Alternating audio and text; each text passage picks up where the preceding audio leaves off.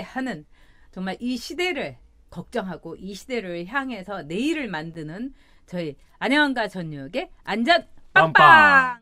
자, 네 번째 마지막 네. 주제입니다. 네, 박원순 내 편만 천막 오케이? 여러분 그리고 지금 우와 시청자분이 1830분이나 오셨습니다. 네. 이 좋아요도 눌러주세요. 그러면은 광고가 짧아져갖고 많은 분이 보실 수 있다고. 네. 네. 자, 박원순 내 편만 우리 편만 천막 칠 수 있어? 애국당은 왜 그래?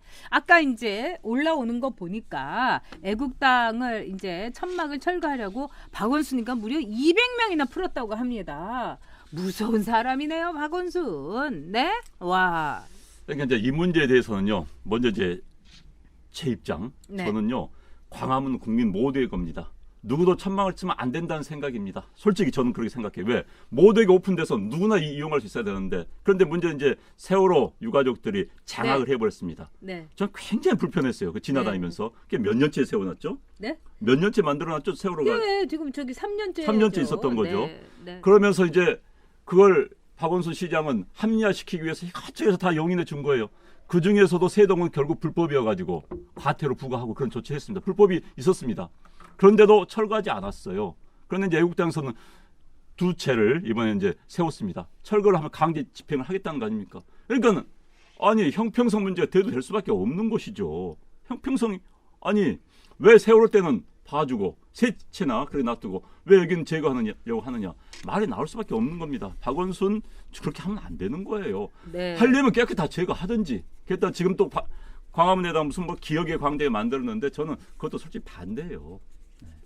네, 지금 그레스정님 그다음에 JW 카프카님이 아니 도대체 박원순 서울시가 지 땅인 줄 아냐. 저는 이거는 정말 박원순에 대해서 행정소송을 하면 이긴다고 생각을 합니다. 네. 세월호라든가 또는 뭐 정의당, 뭐 민노총, 천막은 다 괜찮고 대한애국당은 안 된다. 대한애국당은요 우리나라에 말하자면 정당 보조금을 받고 있는 정당이에요. 네.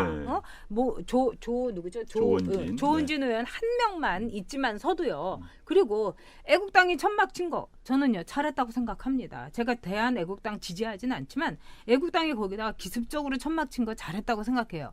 왜? 저는요 처음에 황교안 그 대표하고 나경원 대표하고 광화문에 천막 치겠다고 하니까 박원순이니까 절대로 좌시하지 않겠다. 해외에 있으면서 네. 어디다 대고 좌시하지 않겠다는 말을 써요. 그러니까 또 깨갱하고 그냥 광화문 천막은 안 치겠다고. 저 같으면요 그때 처절하게 천막을 쳐가지고 기습적으로 천막을 쳐서 그게 쫓겨나는 모습을 우리나라의 제1야당이 쫓겨나는 모습을 보여줘야 되는 겁니다. 그다음에 광화문 천막이 왜 불법이에요? 불법 아닙니다, 여러분. 그런데 그걸 갖고 불법이라고 해갖고 정말 법이라는 거를 완전히 내법으로 만들어내는 이 반민주적이고 반헌법적인 박원순에 대해서 대한애국당처럼 자유한국당이 했어야 되는 거예요. 처절하게 끌려 나가고 뭐 머리채 이렇게 하는 거 보여주고 이래야 될 정도입니다. 왜? 저 사람들 너무 무서운 사람들이에요.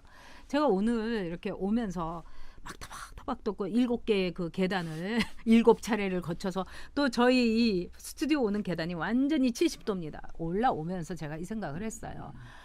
야, 이렇게 해갖고 무슨 이게 될 것인가? 저 한국당 너무 약하다. 어떻게 하면 좋으냐? 이러면서 제가 너무나 땅이 꺼지는 한숨을 짓고 왔는데 아니 끌려가는 것도 못합니까?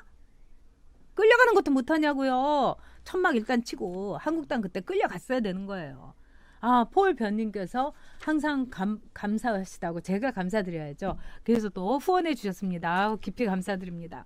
네, 우리 박원순 시장 아까 선한 얼굴들을 하고 재벌들에게 네. 돈 뜯어온 것.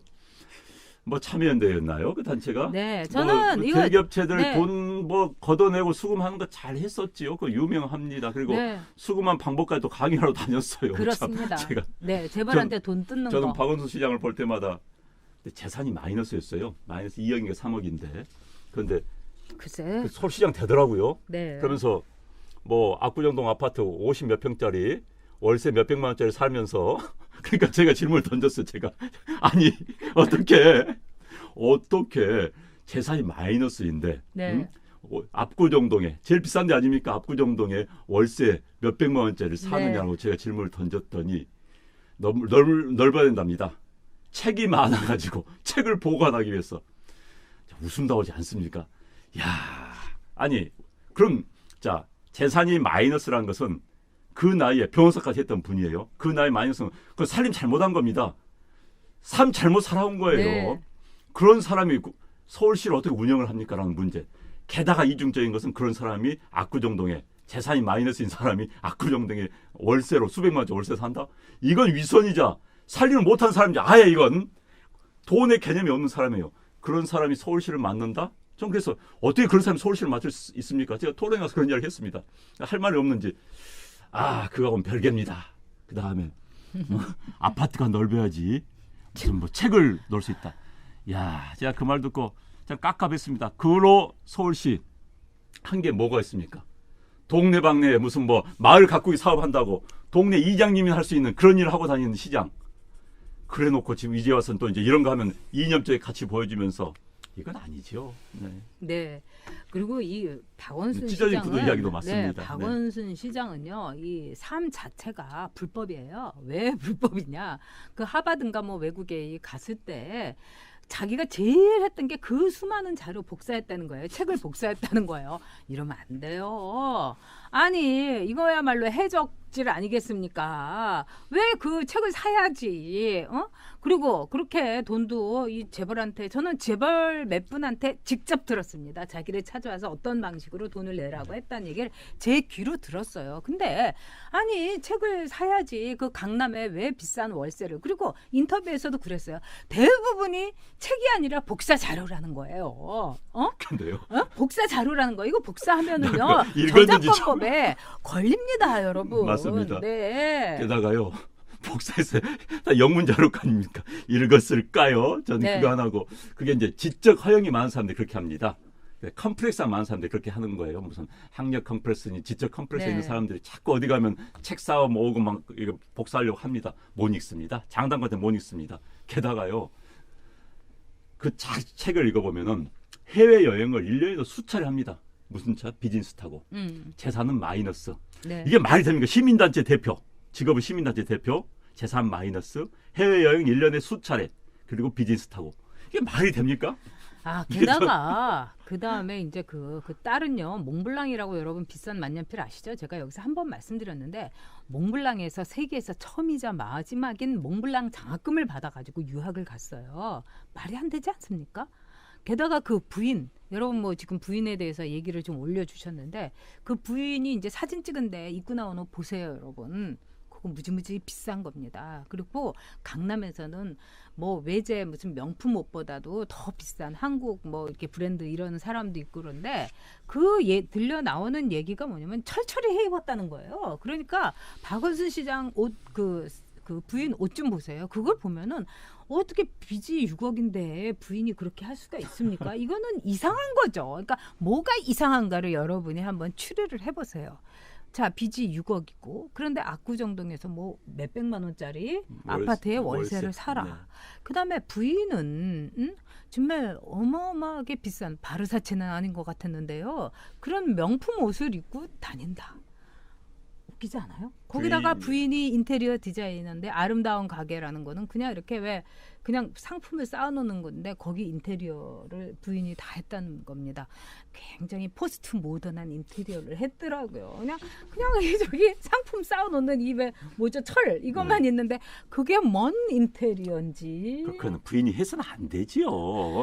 아니, 본인 남편이 단체장으로 있는 또 단체에 관련돼 있는 실질적으로 운영한 사람인 거기에 자기 부인 보고 회사 만들어 인테리어 한다는 게 그건 손혜원이하고 똑같습니다. 그게 그 짓이. 손혜원보다 더한 거예요. 그건 도덕의식, 네. 공인의식 전혀 없는 거예요. 아름다운 재단에다가 돈 바치고 물건 바치는 그런 순수한 뜻에 대해서 정말 구정물을 끼운 거 아니에요? 그다음에 제가 이제 아름다운 재단이라는 이름을 네. 보면서요.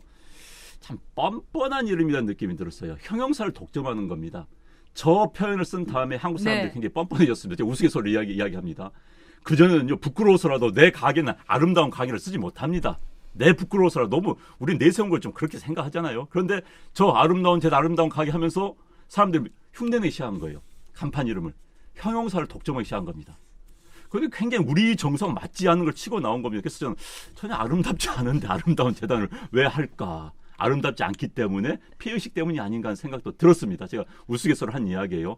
형용사를 독점하고 그 시초였습니다. 사실 아름다운 재단 이름이. 그래서 전 우리 정사하고 맞지 않는데 그 후로 많은 사람들이 같이 뻔뻔해진 것 같습니다. 네, 의원 한의원님, 네, 오늘 처음 오셨네요. 반갑습니다. 네.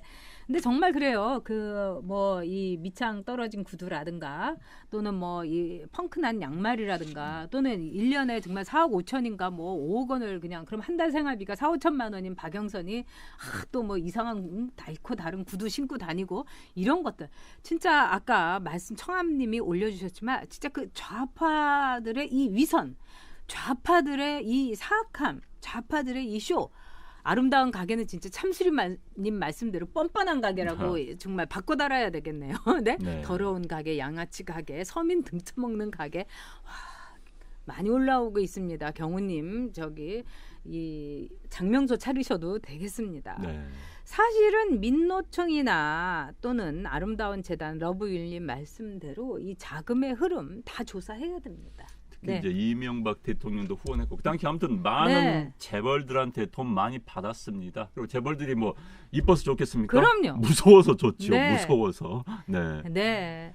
아니 더운데 뭐 옥토팜 쇼는 하는데, 그러니까 이 박원순이 추위는 너무 타나 봐요. 또 춥다고 안 하지 않습니까? 네, 이런 뭐 우리 것처럼. 금천구가 산다고 네. 했었는데 그 포기한 이유는 좀 명확히 좀 밝혔으면 좋겠습니다. 그러니까요. 네. 이제 다시는 안 할 거예요 아마. 네. 근데 이런 쇼에 거기에 대해서 또 그렇게 정말 이 뭐 서민 위한다. 이 사람들은 절대로 서민이 아니라 서민 등쳐먹는 사람입니다. 엠마님께서 월급 받아서 머리 심었죠요. 진짜 머리를 너무 많이 심었더라고요. 그러니까 그거 엄청나게 그거 한 돈 1,000만 원, 돈 한 2천만 원 정도 들었을 거예요. 누가 그러더라고요. 네? 머리 심는 사람한테 들었는데 네. 뭐 좋은 데서 하면 3천만 원도 들고 막 그래요? 이런다는데 네. 아주 머리를 이렇게 풍성하게 하면서 그래서 저는 왜 이렇게 웃긴지 네. 그 모습을 보니까 웃지 않을 수가 없었어요. 네. 옥탑방 쇼. 이서연님도 네. 매년 거기 기부했는데 몰랐어요. 네, 이렇게 우리가 서로 알아야 되는 겁니다. 네. 네. 자, 이 네. 지긋지긋한 서민 코스프레 정말 기가 막힙니다.